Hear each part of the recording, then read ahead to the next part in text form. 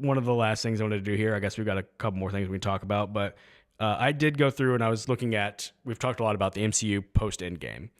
And I was like, big talking point. Yeah. And I was like, I want to go through and actually like list out and see what my rankings are for the MCU movies post-Endgame.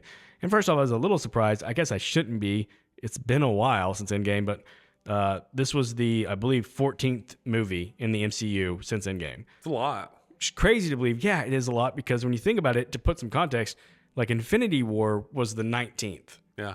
And to think about like... They've done almost... We're almost up to that level again. And I'm like, but it feels like we've done significantly less building like you've talked about. It's been so much more scattered. Yeah. That it's like, wow, we really haven't accomplished as much in these 14 as they did in those first 14. No, not even close, I don't think. So it's, kind of wild.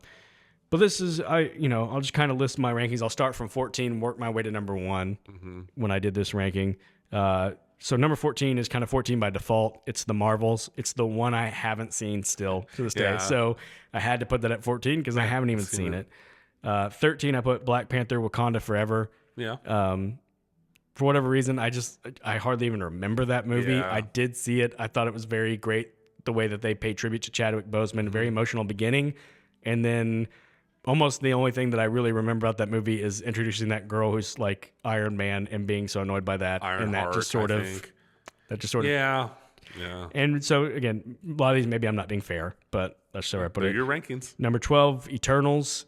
A movie that I actually, when I saw, I was like, it's not that bad. But like, still, as I look back on it, I go, but there's just nothing really to like, Didn't need to exist. Like, even Marvel basically just ignores it. Yeah. Number 11, this hurts my heart, Thor, Love and Thunder, which, I don't know, maybe even should be lower because it was such a disappointment. I just had to remind myself, like, there were some funny parts. I thought Christian Bale was actually really cool in the movie. Bale's even awesome in that movie. Yeah, even though the movie didn't work. No, the movie did not work. It hurts my heart that was number 11 on a list that, frankly, is not a list of the strongest MCU movies. Number 10, I put Captain America: Brave New World. Yeah. We talked about that recently. Number 9, Ant-Man and the Wasp: Quantumania, a movie that I don't think is a terrible movie, but it's just kind of a weird movie. And number 8, Doctor Strange: Multiverse of Madness. Yeah. Another movie that, like, again, has its good parts, but it's just so multiversal. That's like my least favorite part about the MCU. Put a cap on it for you. Number 7, Shang-Chi. Yeah. A movie I need to rewatch. It's pretty cool because I haven't watched it since theaters, but I remember enjoying it. Yeah, I like it. I do think maybe my kind of memory of it is sort of similar, like where the third act was maybe a bit of a mess. I think at one point there's a dragon. It just goes so big at the end. It does. That I remember, like, I don't know, now that I look back at it, I'm like, I probably should rewatch it because I remember liking a lot of this stuff up to that point. I liked it. Number 6, Black Widow. I liked it a lot more than most people did. I don't mind Black Widow at all.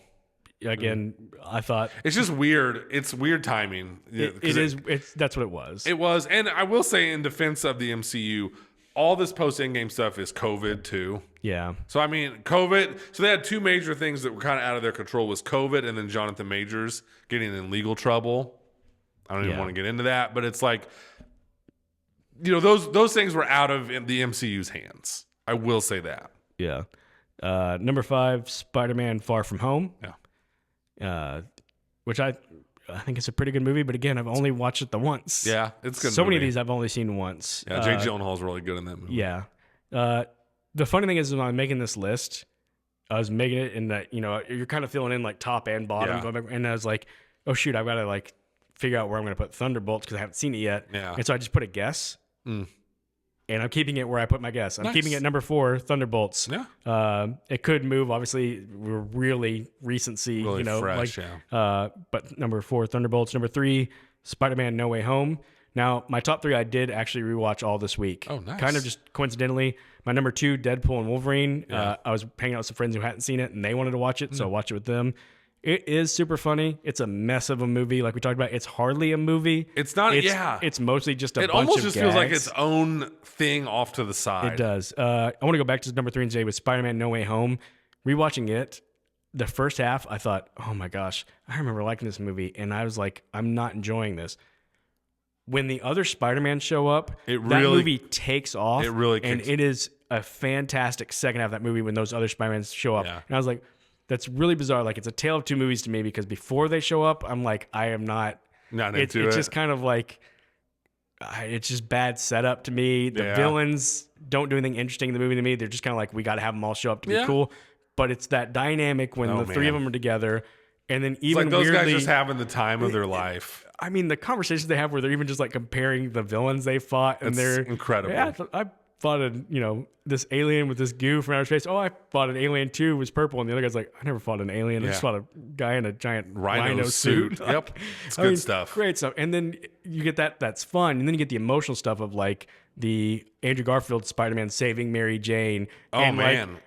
Everyone can relate to like when you first saw it, you're like, he redeemed the moment. He did it. He did it, yeah. And you almost feel like tears rolling up your eye, and like, I totally would not have expected to get that emotional first half in the movie. Yeah. So, I don't know. They probably don't have plans to ever do that team up again, but I'm like, please do, because it worked so well. It worked so well. And then my number one, which I rewatched today just to confirm, Guardians of the Galaxy Volume 3. It's a really good movie. I love that movie. It might be the best of the Guardians of the Galaxy. It's kind of splitting hairs with those because they're all good. They're all good. There's so much emotion and heart Holy in that movie. cow, is there so ever. much fun in that movie. James Gunn, you got to hand it to him. He's got the best needle drops this side of Scorsese. Like, he just pairs the perfect songs with scenes. Yeah. Oh man, it's such a fun movie. Yeah. So I'm going to run through that real quick just again to recap. 14 Marvels, 13 Black Panther, Wakanda Forever, 12 Eternals, 11 Thor, Love and Thunder, 10 Captain America, Brave New World, 9 Ant-Man and the Wasp, Quantumania, 8 Doctor Strange, Multiverse of Madness, 7 Shang-Chi, 6 Black Widow, 5 Spider-Man Far From Home, 4 Thunderbolts, 3 Spider-Man No Way Home, 2 Deadpool and Wolverine, 1 Guardians of the Galaxy Volume 3. Nice. So I didn't actually have time to construct a full list. I would say my number one is Spider-Man No Way Home. Okay. I just think that movie, and like, I'm like you, I really don't like the multiverse stuff, but this movie just does it all.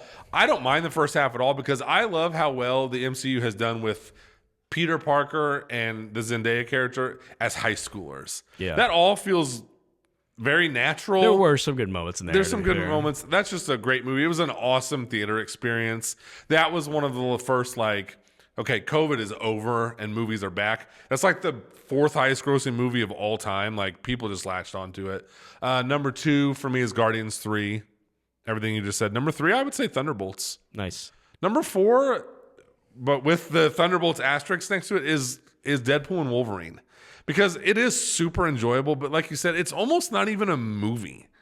It's almost just, in some ways, I'm almost bitter towards it. Because it's just the MCU just showing off and doing whatever they want, which is the opposite of what I think the MCU should be doing. Yeah. And then really the rest of my list is very similar to yours. I got to say, though, Thor Love and Thunder is the last one for me. That movie's just a disgrace. That movie is like a kid in school who, like, one time told a funny joke and, like, got a good laugh out of it. So he just kept trying to be so funny after that. Like, I just don't like that movie at all. Yeah. And everything else, I like Wakanda Forever more than you do. I thought all the ocean stuff was cool and everything, but I don't need to go through everything. I just didn't have time because of my weekend. But it's similar to yours. One thing I will say, I don't like. We talk a lot about the MCU post-Endgame. Everybody does. It's not a disaster. Right. Like, there's some good movies in there. I think as I was making that list, I was like surprised. Like, that's I feel really good about that top 5. Like, and people talk about it like, boy, it just has not been good or a success since then. Spider-Man No Way Home is one of the highest grossing movies ever. Literally. Guardians of the Galaxy 3 was a huge hit. Far From Home was a hit. Shang-Chi was a hit. Thor Love and Thunder, it sucks, but it made money. Wakanda Forever made a lot. It's just funny. It's like I said when we did Brave New World, I think the enemy of Marvel is Marvel. Yeah. They've just set the bar so high where people go, what a terrible crop of movies. And it's really not. Well, and some of it is unfair nostalgia too, where it's like, man, the pre-Endgame Marvel was all great. Well, like Thor 2 doesn't exist, Thor 2 was maybe the worst MCU movie that's been made. One of my hot takes is that Iron Man 2 and 3 are just not very good movies. Like, Downey's insanely good, but the movies themselves are just kind of okay. Yeah. Like the first Captain America is just kind of okay. Right. Like even the first Thor is good, but these aren't like, you're right. Don't let history, like not every one of these was just an A+, like people swinging from the rafters in the theater blockbuster. Yeah. Even Age of Ultron was a bit of a disappointment. It's a little bit of a jumbled mess. So yeah. So it was probably good for me as an MCU fan to look at these 14 movies, even though I didn't do a list like you did, but just go, you know what? It's not. Now, there's some, like, Marvels doesn't need to exist, blah, blah, blah, blah, blah. Eternals doesn't need to exist, but it's not. Don't let history tell you that it's just a disaster. Yeah. Because it's not. The only thing I would say, the legitimate criticism is that they open too many windows that then they never really explored. They had too many post-credit scenes. I mean, like, you see the memes where there's like 6 characters that showed up in post-credit scenes that have literally never been addressed again. At the end of Eternals, we got a Blade tease, and we had Harry Styles and some weird, goofy creature-looking thing. That will probably never be talked about again. So that is completely valid. Yeah.